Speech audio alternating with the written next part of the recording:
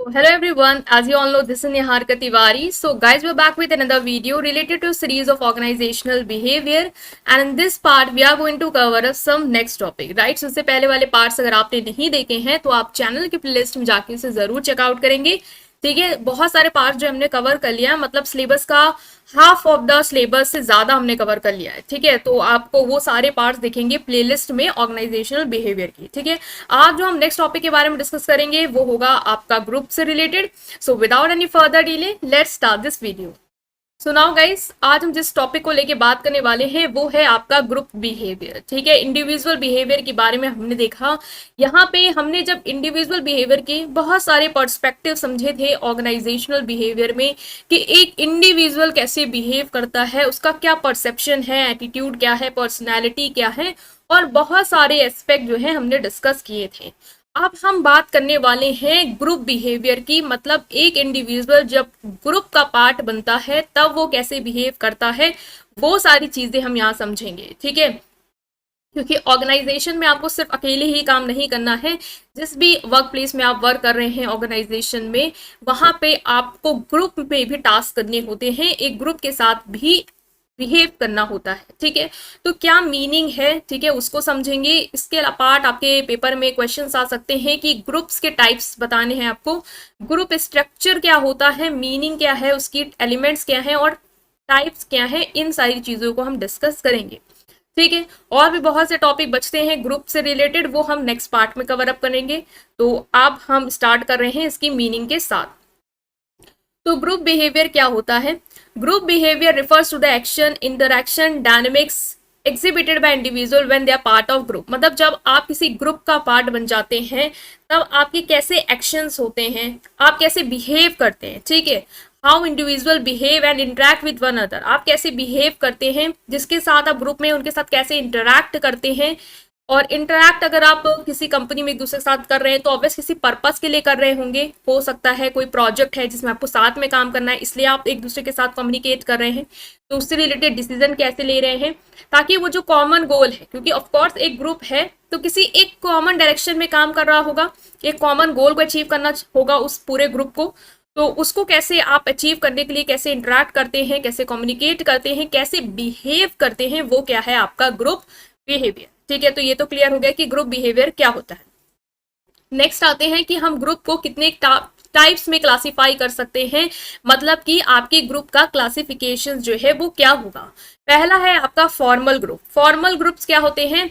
Formal group as a name suggest कर रहा है कि they are somewhere official group. ठीक है, ऑफिशियल ग्रुप होंगे, मतलब कि कोई ऑफिशियल पर्पस के लिए बनाए होंगे, कोई टास्क होगा जो आपको एक ऑर्गेनाइजेशन ने दिया होगा, उससे रिलेटेड जो भी आपने ग्रुप फॉर्म किया है, जो भी लोग आपस में इन्वॉल्व हुए हैं, that is your formal group. ठीक है, तो these group are intentionally formed, मतलब ऐसा नहीं है कि आप अपने आप बन गया, इंटेंशनली फॉर्म होता है। जैसे ऑर्गेनाइजेशन होता है, आपको पता है कोई ऑर्गेनाइजेशन ही कह देता है आप इसके लीडर हैं और अपना एक टीम बना लें, या एक आप लोग एक ग्रुप फॉर्म कर ले, टीम इज समवेयर डिफरेंट, तो हम ग्रुप बोलेंगे, आप लोग ग्रुप बना ले और इस पे काम करिए। तो फिर क्या होगा, ग्रुप जो है वो क्या है, इंटेंशनली फॉर्म होते हैं। पहला कि आप उसको खुद से, मतलब एक इंटेंशन के साथ फॉर्म करें, अपने आप नहीं फॉर्म हो रहा है ऑर्गेनाइजेशन और इंस्टीट्यूशन के अंदर, टू अकम्प्लिश स्पेसिफिक टास्क। दूसरा क्या है, स्पेसिफिक टास्क या ऑब्जेक्टिव को अचीव करने के लिए फॉर्म किया गया है। कोई टास्क है, ऑब्जेक्टिव जो आपको पहले से ही डिटरमाइंड है, उसके लिए आपने क्या किया है, एक ग्रुप फॉर्म किया है। They have defined structure,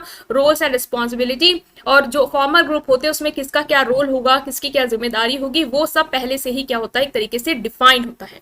example, project team, department और कमिटीज हो सकता है। जो आपने कोई प्रोजेक्ट है जो कि स्पेसिफिक टास्क है, उसके लिए आपने ग्रुप फॉर्म किया, इंटेंशनली फॉर्म किया, और जो भी रोल एंड रिस्पॉन्सिबिलिटी है वो एक दूसरे को प्रॉपरली क्या है पता है। इनफॉर्मल ग्रुप क्या होते हैं, इसका बिल्कुल अपोजिट होता है, मतलब ये अपने आप फॉर्म हो जाते हैं, इनको हमने इंटेंशनली फॉर्म्ड नहीं किया है। ठीक है, emerge spontaneously within the organisation और social context based on share interest, social connection और कॉमन गोल। हो सकता है जो लोग एक दूसरे के साथ एकदम सेम इंटरेस्ट रखते हो, सेम सोशल कनेक्शन, जैसा उनका बातचीत है वैसा उनका है, तो आपस में क्या हुआ, एक ग्रुप फॉर्म हुआ। ऐसे तो कॉलेज में भी हो जाता था कि जो लोग एक स्टूडेंट जैसे एक सेम इंटरेस्ट के, सबको घूमना ही पसंद, तो फिर एक ग्रुप बन गया और फिर वो घूम रहा है। तो इंटेंशनली नहीं, स्पॉन्टेनियसली आपस में इंटरेस्ट मैच हुए and then you have formed a group. ठीक है, they may not have official designation और असाइन रोल, इनको कोई रोल जो है वो स्ट्रक्चर नहीं कि आप में ये रोल है ड्यूटीज है। This is something like friendship group, interest group और सोशल ग्रुप हो सकते हैं, ठीक है। तो ये हमने पढ़ा यहाँ पे कि इनफॉर्मल ग्रुप क्या है। Next is temporary group. Temporary group क्या हो सकते हैं? टेम्पररी ग्रुप्स वो होते हैं जो स्पेसिफिक पीरियड के लिए फॉर्म होते हैं एक पर्टिकुलर प्रोजेक्ट के लिए, और जैसे ही प्रोजेक्ट या टास्क कंप्लीट हो जाता है ये ग्रुप भी खत्म हो जाता है, ठीक है। मतलब टेम्पररी है, परमानेंट नहीं है। These groups are form for a specific period to address a particular task और project. Once the task is completed the group dissolves. Example क्या होगा? Include task force, project team और इवेंट प्लानिंग कमिटी। कोई event है उसके लिए आप लोगों ने एक ग्रुप फॉर्म किया, उसके बाद जैसे ही वो इवेंट आपने सक्सेसफुली कंप्लीट कर दिया उसके बाद वो ग्रुप जो है वो डिसॉल्व हो गया, ठीक है। तो ये हो गया टेम्परेरी ग्रुप। परमानेंट ग्रुप क्या है? जो परमानेंट एग्जिस्ट करता रहे, ठीक है, हमेशा रहे वो ऑर्गेनाइजेशन में, उसके पास जो भी लोग हैं उनके pass on going responsibility and task है, मतलब कि हमेशा उनके पास वो रिस्पॉन्सिबिलिटी टास्क रहेंगे। एग्जाम्पल हो सकता है बोर्ड ऑफ डायरेक्टर्स का जो एक ग्रुप है, ऑफकोर्स बोर्ड ऑफ डायरेक्टर का ग्रुप है, तो हमेशा जो भी टास्क है, जो भी ड्यूटीज है, रिस्पॉन्सिबिलिटी वो फर्दर कैरी आउट करेंगे जब तक वो ऑर्गेनाइजेशन। तो ये क्या है? एक परमानेंट ग्रुप है। या लॉन्ग टर्म प्रोजेक्ट टीम, कोई प्रोजेक्ट है जो लंबे समय तक चलेगा, उसके लिए जो ग्रुप बना है वो है आपका लॉन्ग टर्म, मतलब इसका ड्यूरेशन एक्सटेंडेड होता है, ज्यादा टाइम पीरियड के लिए होता है। टास्क ओरिएंटेड ग्रुप क्या है? ऐसा ग्रुप जो पर्टिकुलर टास्क के लिए फॉर्म किया गया हो, ठीक है। Primary focus on achieving specific goals और कंप्लीटिंग असाइन टास्क। कोई स्पेसिफिक टास्क दिया गया है, स्पेसिफिक गोल है, उसको अचीव करने के लिए जो भी ग्रुप फॉर्म हुआ है वो हो गया आपका task oriented group. Example include project team, production team और प्रॉब्लम सॉल्विंग ग्रुप। लाइक कोई प्रॉब्लम आई है, उससे रिलेटेड टास्क है कि आपको उस प्रॉब्लम को सॉल्व करना है, उसके लिए ग्रुप फॉर्म जो हुए हैं, लोग जो इकट्ठा हुए हैं, एक ग्रुप टीम जो है वो फॉर्म की है, वो क्या है? आपका टास्क ओरिएंटेड ग्रुप, ठीक है।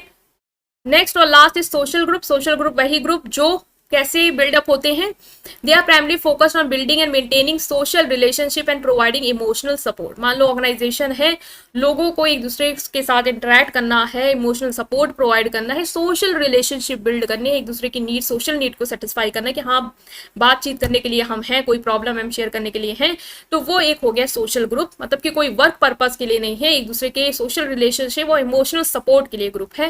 Like friend circle, hobby clubs हो सकते हैं, एक दूसरे की जिनकी सेम हॉबी है वो लोग एक साथ एक ग्रुप फॉर्म करे, क्लब फॉर्म कर लिया, ठीक है, और सोशल रिलेशनशिप बिल्ड कर रहे हैं। That is what your social group, ठीक है। तो ये हो गया कुछ types of your group. Next जो टॉपिक था आपका वो है ग्रुप स्ट्रक्चर। ग्रुप स्ट्रक्चर क्या होता है? हमने ग्रुप पढ़ लिया कि ग्रुप जो है वो क्या है, जब लोग आपस में इंटरेक्ट करते हैं, ठीक है, एक दूसरे के साथ कम्युनिकेट करते हैं किसी स्पेसिफिक वर्क के लिए, किसी स्पेसिफिक टास्क के लिए, ठीक है, वो क्या है? आपका ग्रुप। ऑर्गेनाइजेशन का कोई गोल है, उसको अचीव करने के लिए लोग आए, आपस में इंटरेक्ट कर रहे हैं, कैसे बिहेव कर रहे हैं, that is what you group behaviour.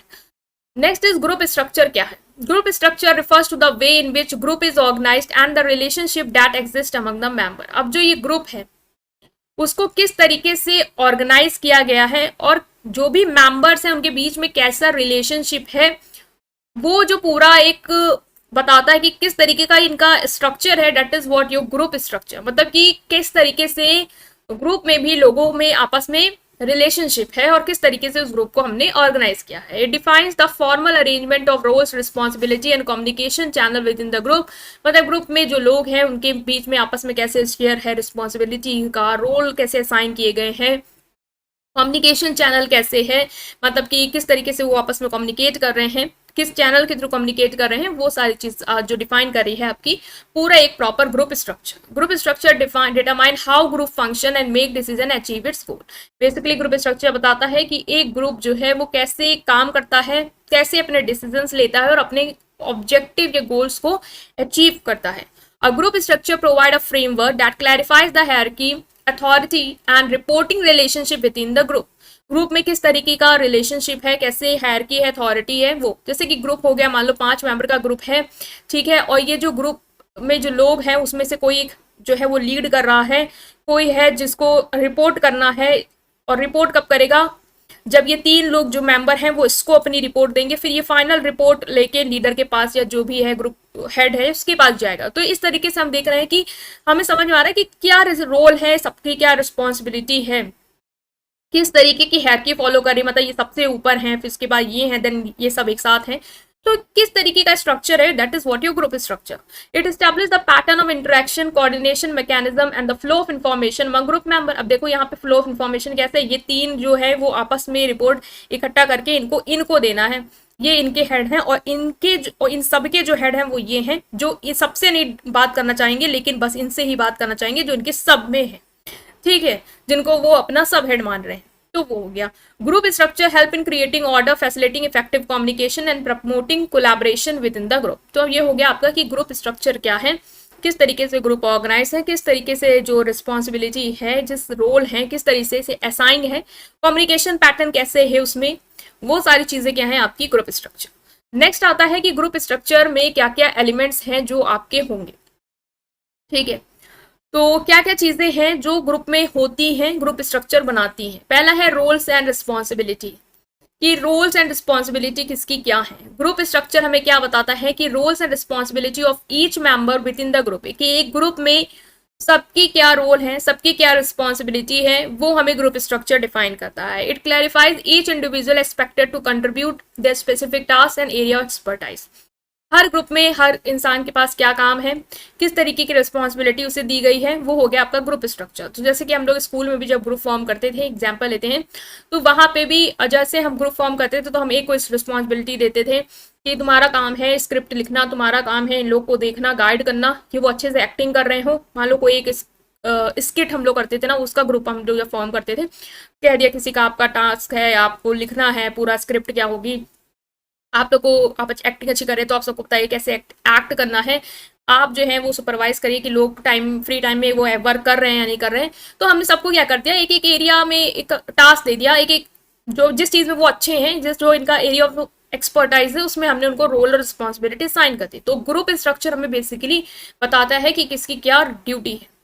Hierarchy and authority, group structure establish the formal hierarchy and authority relationship within the group. Group structure क्या establish करता है कि किसकी क्या authority है, किसकी क्या responsibility, मतलब पावर किसके पास है, ठीक है, कौन किसके अंडर वर्क कर रहा है, ये सारी चीजें भी आपका ग्रुप स्ट्रक्चर बताता है. It identifies leader, manager, supervisor who have decision making power and overseas the work of other, कि कौन लीडर है, कौन मैनेजर है, कौन सुपरवाइजर है, ठीक है, किसके पास डिसीजन मेकिंग पावर है, ये सारी चीजें. नॉर्म जो है वो ग्रुप स्ट्रक्चर हमें बताता है. नॉर्म्स होते क्या है, norms are the shared expectation, rules, standard of behaviour that guide the conduct of the group member. मतलब ग्रुप मेंबर को किस तरीके से बिहेव करना है, उससे उसके रिगार्डिंग उनसे क्या एक्सपेक्टेशन है, क्या रूल्स हैं जो उन्हें फॉर्म को फॉलो करने हैं, क्या स्टैंडर्ड है बिहेवियर के जो उन्हें फॉलो करने, वो होते हैं आपके नॉर्म. लाइक आप किसी बैंकिंग ऑर्गेनाइजेशन में जाते हैं, वहां के कुछ कायदे कानून होते हैं जो वो इंप्लॉइज फॉलो अप कर रहे होते हैं कि आपको कस्टमर को अच्छे से ग्रीट करना है, आपको कस्टमर से अच्छे से डील करना है, आपको एग्रेसिव नहीं हो जाना है, आपको पेशेंस मेंटेन करना. तो ये कुछ आपसे एक्सपेक्टेशन की गई है कि आपको किस तरीके से बिहेव करना है. वही जो चीज है जो आपसे ये सब चीजें बिहेव मतलब एक्सपेक्ट कर रहा है कि ये चीज होनी चाहिए, that is what norms. They define what is consider acceptable और appropriate within the group. कि एक ग्रुप है तो ग्रुप में क्या एक्सपेक्टेबल है, कि आपसे क्या उम्मीद है, और क्या एक ग्रुप मेंबर को करना है जो अप्रोप्रिएट है. Norm can cover various aspects such as communication style, work ethic, punctuality, collaboration, respectful interaction, कि ग्रुप मेंबर आपस में रिस्पेक्टफुली बातचीत करें, एक दूसरे के साथ कोलैबोरेट करें. ऐसा ना हो कि कुछ मेंबर बिल्कुल कंट्रीब्यूशन नहीं कर रहे हैं, वो अपनी मस्ती में मस्त हैं. पंक्चुअलिटी होना चाहिए, सब मेंबर पंक्चुअल रहे टाइमिंग को लेके, हर चीज को लेके, जो टास्क दिया गया है उसको कंप्लीशन को लेके. वर्क एथिक हो, रूल्स एंड रेगुलेशन फॉलो करें. कम्युनिकेशन स्टाइल जो है वो भी एकदम जैसा हम चाहते हैं, अगर फॉर्मल है तो बिल्कुल फॉर्मल ही हो, ठीक है. Norm help establish a common understanding of behavior and facilitate cooperation and cohesion within the group. जो norms होते हैं वो common understanding help करते हैं establish करने में कि क्या behavior आपको करना है, कैसे कॉपरेशन करना है, क्योंकि नॉर्म्स हैं, आपको बता दिया गया है ऐसे बिहेव करना है, तो सबको उसी तरीके से फिर बिहेव करना है. तो कॉमन अंडरस्टैंडिंग हो जाती है कि किस तरीके से सबको यहाँ पे बिहेव करना है. In team setting a norm may be established that all the members should actively participate in discussion and contribute their ideas during the meeting. Like एक नॉर्म है कि आपको मीटिंग में जितने लोग भी शामिल हैं उनको सबको अपने आइडियाज रखने हैं और एक्टिवली पार्टिसिपेट करना. तो अब ये सबको फॉलो करना होगा, ये जो कॉमन बिहेवियर है ये सबको रिफ्लेक्ट करना होगा, दैट इज व्हाट नॉर्म. तो ग्रुप स्ट्रक्चर में जो है वो आपका नॉर्म भी आता है. Next is your status. Status refers to the relative social और professional position held by the individual within the group. Status क्या होता है कि जो एक ग्रुप में मेंबर हैं उनकी क्या पोजीशन है, क्या स्टेटस है, ठीक है। It determine the level of influence, authority and perceive importance of the member contribution. मतलब जो भी मेंबर्स हैं उनका क्या, उनका लेवल ऑफ इन्फ्लुएंस क्या है, मतलब अगर वो कोई डिसीजन लेते हैं या कोई बातचीत रखते हैं या कोई पॉइंट रखते हैं तो उसका असर किस लेवल तक जाएगा। लाइक कोई बहुत हाई अथॉरिटी है तो उसने कुछ कह दिया तो उसका इन्फ्लुएंस सब पे पड़ने वाला है, ठीक है। कितनी पावर है उस इंसान के पास वो भी उसका स्टेटस बताएगा। अगर ज्यादा पावर है तो उसका हाई स्टेटस है उस ग्रुप में, ठीक है। Perceive importance of members contribution, status can be based on factors such as expertise. अब एक स्टेटस जो है कि आपका ग्रुप में क्या स्टेटस होगा, वो हाई है, लो है, मीडियम है, वो कैसे डिटरमाइन होगा कि पहली बात तो फैक्टर्स से, जैसे कि एक्सपर्टाइज। अगर आप बहुत एक्सपर्ट हैं, जितने भी ग्रुप मेंबर है सबसे ज्यादा नॉलेज आपको है, तो आपका स्टेटस ग्रुप में ऑफकोर्स हाई होगा। एक्सपीरियंस कितना है आपको, सीनियोरिटी, आप सीनियर अगर बेसिस पे ले रहे हैं तो अगर आप सीनियर है तो of course your status would be high. Assign role within the group, या आपको कौन सा रोल दिया गया है। Status difference can impact communication pattern, decision making dynamic and power distribution within the group. और जो स्टेटस होता है जो कि ग्रुप स्ट्रक्चर का एक पार्ट है, स्टेटस में जो डिफरेंस है, लाइक आपका स्टेटस हाई है उस ग्रुप में, आप जो है वो लीड कर रहे हैं and I am the follower, तो हमारा जो कम्युनिकेशन बातचीत करने का पैटर्न होगा वो भी डिफरेंट होगा। बिकॉज मैं आपसे एकदम फ्रेंडली बात नहीं कर सकती, हमें एक रिस्पेक्ट, एक डिग्निटी मेंटेन करके बात करनी होगी आपसे। डिसीजन मेकिंग डायनेमिक्स जो होंगे वो भी इन्फ्लुएंस होंगे कि डिसीजन मेकिंग में आपकी सबसे ज्यादा अथॉरिटी होगी कि आपको फाइनल कॉल क्या लेनी है, ठीक है। We can suggest. Power distribution आपके हाथ में है कि आप किसको कितना पावर देना चाह रहे हैं। In a project team, team leader और subject matter expert may hold a higher status due to their specialized knowledge and leadership role. Like यहाँ पे फैक्टर क्या है, प्रोजेक्ट टीम है जिसमें जिसके पास सबसे ज्यादा नॉलेज है उस सब्जेक्ट की, उसे उसके पास क्या है, हायर स्टेटस है, ठीक है। रोल्स क्या है, रोल्स होते हैं कि क्या रिस्पॉन्सिबिलिटी या फंक्शन है जो आपको मिले हैं इंडिविजुअल को जो ग्रुप का पार्ट है, तो उसके बेसिस पे भी आप ग्रुप स्ट्रक्चर में डिफाइन कर सकते हैं। मतलब ग्रुप स्ट्रक्चर में स्टेटस चीज आती है, ग्रुप स्ट्रक्चर कैसे बन रहा है, क्या क्या चीजें शामिल है एक ग्रुप के स्ट्रक्चर में, तो रोल एंड रिस्पॉन्सिबिलिटी है, अथॉरिटी है, नॉर्म्स है, स्टेटस है, रोल्स है। रोल्स क्या है कि आपको क्या रिस्पॉन्सिबिलिटी दी गई है। Role can be defined by group structure and contribute to the overall functioning and goal attainment of the group. अब रोल जो है वो बताएंगे आपको क्या अचीव करना है, क्या रिस्पॉन्सिबिलिटी है, उसी हिसाब से आपको काम करना है। रोल फॉर्मल हो सकते हैं, इनफॉर्मल हो सकते हैं, can include task related role हो सकते हैं कि आपको कोऑर्डिनेटर का वर्क करना है, रोल निभाना है, रिसर्चर वाला वर्क आपको है, प्रेजेंटर का है, या इमोशनल सोशल रोल भी हो सकते हैं कि आपको मीडिएटर, सपोर्टर, मॉरल बूस्टर की तरह वर्क करना है। ये ग्रुप में आप अच्छे सपोर्टर हैं तो आपको लोगों को सपोर्ट करना है, जहां जहां वो लैक कर रहे हैं उन्हें गाइड करना है, आपको ये भी रोल दिया जा सकता है, ठीक है। In a sales team one member may have the role of lead generator, another as a closer, another as a relationship manager. सबका अपना अपना अलग अलग रोल हो सकता है। तो ये सब आपस में मिलकर क्या फॉर्म कर रहे हैं, एक ग्रुप का स्ट्रक्चर। तो एक ग्रुप है उसका स्ट्रक्चर जो भी है कि किस तरीके से रोल है, रिस्पॉन्सिबिलिटी है, पावर है, स्टेटस है, तो ये सब मिलके एक ग्रुप के स्ट्रक्चर को डिफाइन करते हैं कि वो ग्रुप किस तरीके का है। Next is type of group structure. अब आते हैं कि ग्रुप स्ट्रक्चर, हमने पढ़ा कि ग्रुप स्ट्रक्चर क्या है। अलग अलग टाइप्स ऑफ ग्रुप स्ट्रक्चर भी आ सकते हैं, तो किस तरीके से लिखेंगे वो है पहला formal hierarchical structure. Formal hierarchical structure क्या है? In this type of group structure, organization establish a clear hierarchy and formal authority relationship। मतलब एक ऐसा ग्रुप स्ट्रक्चर जिसमें जो भी आपके रोल हैं, जो भी आपकी अथॉरिटी है, जो भी आपकी फॉर्मल रिपोर्टिंग रिलेशनशिप है, वो आपको दे दिया गया। लाइक मान लो कोई एक ग्रुप स्ट्रक्चर है जिसमें एक पर्सन है जो सबसे टॉप पे है, जिसका फाइनल कॉल होगा, जो डिसीजन मेकिंग पावर होगी जिसके हाथ में। दूसरा मिडिल लेवल है जो लोअर लेवल है, लोअर लेवल से जो है अपनी बात कम्युनिकेट करेगा मिडिल लेवल को, देन मिडिल लेवल लेके जाएगा उस बात को टॉप लेवल तक, और टॉप लेवल जो है वो फाइनल डिसीजन लेगा। मिडिल लेवल का काम है कि इनसे ग्राउंड लेवल पे जितनी रिपोर्टिंग है वो करवाना, और ग्राउंड लेवल की रिपोर्टिंग में अपने रिपोर्ट तैयार करना, और देन फाइनल रिपोर्ट देना, ठीक है। तो ये क्या है, एक हायरार्किकल ग्रुप स्ट्रक्चर हो सकता है कि एक अथॉरिटी और रिस्पॉन्सिबिलिटी रिलेशनशिप के हमने बेसिस पे इसको क्लासीफाई किया है कि कौन टॉप पे है, कौन बॉटम पे है, और डिसीजन मेकिंग पावर अथॉरिटी किसकी किस तरीके से फ्लो करनी है। Each member has a designated role and position within the group with defined responsibility and accountability. जितने भी मेंबर उनके पास एक डेजिग्नेटेड रोल है कि आपका काम ये है, एक पोजीशन है, ऑफ कोर्स आप हाई लेवल में, मिड लेवल में, लोअर लेवल में, किस लेवल में है आपकी वो पोजीशन है, उससे रिलेटेड जो रोल्स एंड रिस्पॉन्सिबिलिटी है वो आपको दे दी गई है। क्रॉस फंक्शनल स्ट्रक्चर क्या है?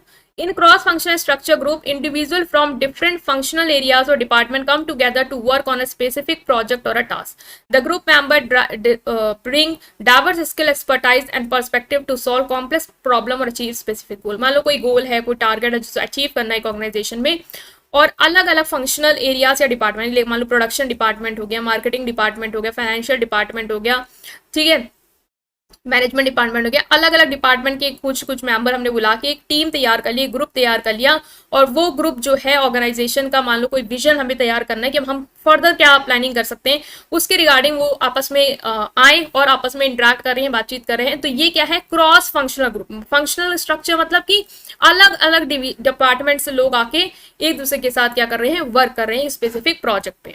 नेक्स्ट इज सेल्फ मैनेज और self directed structure. In self manage group, self manage मतलब कि खुद से मैनेज किए हुआ group, member have a high level autonomy and decision making authority, they are responsible for setting goals, making decision and managing their own work process. ये self manage group या self directed group वो होते हैं जो कि आपको खुद से फॉर्म करने हैं, आपको बहुत ज्यादा ऑटोनॉमी, आपको बहुत ज्यादा पावर हो जाती है, क्योंकि इस ग्रुप को आपकी जिम्मेदारी, आप फॉर्म करिए, क्या आपको लगता है कि गोल्स आपको अचीव करना है, वो अचीव करने के लिए आप डिसीजन लीजिए, एक दूसरे के साथ काम करिए, कोऑपरेट करिए। This is your self manage group. आप खुद से बना रहे हैं, खुद से गोल सेट कर रहे हैं, खुद से डिसीजन मेकिंग अथॉरिटी बांट रहे हैं एक आपस में। तो this is self manage group. आपको ऊपर से कुछ नहीं दिया गया, आपको खुद से सब कुछ डिसाइड करना है। वर्चुअल और रिमोट स्ट्रक्चर क्या है? विद एडवांसमेंट टेक्नोलॉजी, वर्चुअल और remote groups have become more common. These group consist of members who are geographically dispersed and communicate primarily through electronic means. ये तो क्लियर हो गया होगा। वर्चुअल और रिमोट स्ट्रक्चर ग्रुप आजकल बहुत कॉमन है, मतलब कि ये वो ग्रुप हैं जो आपकी टेक्नोलॉजी की वजह से वर्क कर रहे हैं। मतलब कि कोई मान लो एक मेंबर है जो इंडिया में है, एक मेंबर इंडिया में ही ले लेते हैं, एक मेंबर जो है वो कोलकाता में है, एक मेंबर जो है वो आपका बिहार में है, देन एक आपका केरला में है। तो ये आपस में डाइवर्स अलग अलग जगह में है, इनको आपस में कम्युनिकेट करने के लिए इलेक्ट्रॉनिक मीन्स चाहिए जिससे वो आपस में एक दूसरे के साथ वर्क कर रहे हैं। तो अलग अलग ज्योग्राफी के जब लोग आपस में कम्युनिकेट करते हैं, एक ग्रुप फॉर्म कर पाते हैं, एक स्पेसिफिक प्रोजेक्ट टास्क पे वर्क कर पाते हैं एक दूसरे के साथ इंटरेक्ट करके थ्रू वर्चुअल मीन्स, मतलब कि इलेक्ट्रॉनिक मीन्स या इन सब चीजों के थ्रू, तो उसे हम कहते हैं वर्चुअल और रिमोट स्ट्रक्चर ग्रुप। ठीक है। Virtual group structure requires effective communication coordination to overcome the challenges of distance and time zone. Of course इन सारे ग्रुप को इफेक्टिव कम्युनिकेशन करना होगा। ठीक है, क्यों करना होगा? क्योंकि ये वर्चुअल है, आपस में तो एक दूसरे के साथ प्रेजेंट नहीं है, तो आपको टाइम निकालते हुए जो भी चैलेंजेस है डिस्टेंस के उसको ओवरकम करने के लिए अच्छा सा कम्युनिकेशन और कोऑर्डिनेशन मेंटेन करना होगा, तब इस तरह के ग्रुप सस्टेन कर पाएंगे। Informal network structure in addition to the formal group structure, informal network emerge within the organization. These networks are based on social connection, shared interest and informal communication channel. Informal network structure क्या होते हैं? ये वो network structure होते हैं जो based होते हैं सोशल कनेक्शन या शेयर्ड इंटरेस्ट पे। मतलब ये वो ग्रुप स्ट्रक्चर है जो हमने बात करा था इनफॉर्मल वाला, कि यहाँ पे जो लोग हैं वो क्यों ऑर्गेनाइजेशन में एक साथ ग्रुप में है, just because of their same interest, उनका कंपनी सेम इंटरेस्ट है। ठीक है, आपस में वो लोग इनफॉर्मली बातचीत करते हैं, they are somewhere friendly connection. So this is informal network structure. ये इनफॉर्मल ग्रुप है। Informal group have a significant impact on the information flow, influence and decision making within the organisation. और इनका अच्छा खासा असर भी होता है ऑर्गेनाइजेशन की डिसीजन मेकिंग में, उसको इन्फ्लुएंस करने में भी और इन्फॉर्मेशन के फ्लो में भी। क्योंकि ये आपस में देखो, इनके पास कोई भी इन्फॉर्मेशन आई, आपस में बैठे हैं तो गॉसिप कर रहे हैं और इधर की बात उधर कर रहे हैं, तो हो सकता है कुछ बात इधर की उधर ऐसे कर दी कि जो ऑर्गेनाइजेशन का डिसीजन मेकिंग वो कहीं ना कहीं उनकी वजह से इफेक्ट हो जाए। जिसे कहते हैं कि हम र्यूमर्स फैल सकते हैं इन सारे ग्रुप्स की वजह से, वो सारी चीजें भी होती ही हैं। तो इनका भी इंपॉर्टेंट रोल है, ऐसा नहीं हम इनके निगलेक्ट कर सकते हैं, ये भी ऑर्गेनाइजेशन की वर्किंग को अफेक्ट करते हैं। तो हमने यहाँ पे काफी कुछ डिस्कस करा आपकी ग्रुप से रिलेटेड, ग्रुप बिहेवियर की मीनिंग को समझा, इसके कुछ इंपॉर्टेंट एलिमेंट्स को कवर अप किया, ग्रुप स्ट्रक्चर को समझा बेसिकली। ठीक है, उसके एलिमेंट्स को कवर किया और हमने टाइप्स ऑफ ग्रुप स्ट्रक्चर भी डिस्कस कर लिया है जो आपके एग्जाम पॉइंट ऑफ व्यू से इंपॉर्टेंट था। तो वीडियो को लाइक करेंगे, चैनल को सब्सक्राइब करेंगे, नेक्स्ट पार्ट जरूर देखेंगे। Thank you.